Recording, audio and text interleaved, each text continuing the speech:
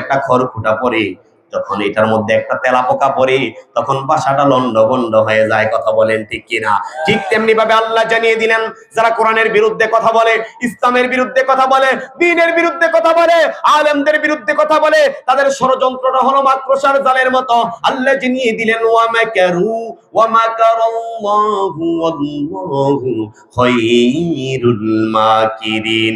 একটু চিৎকার মেরে বলতে হবে আল্লাহু আকবার। তাদের চক্রান্তের ফায়সালা, তাদের চক্রান্তের জবাব আরশ আজিম থেকে যিনি দিয়ে দেন তিনি কে? ফায়ুআযিবুহুল্লাহু আযাবাহু আহাদ ওয়া লা ইউসিকু ওয়াসাকাহু আহাদ। আল্লাহ বলে, বান্দা আমি তোকে ছাড় দেই, আমি তোকে অবকাশ দেই, ছাড় পাইয়া তুই 41 পর্যন্ত স্বপ্ন দেখবি, কিন্তু আমি আল্লাহ 24 এর মধ্যেই তোর বেলুনটা ফুটিয়ে দিব। কথা বলেন ঠিক কিনা?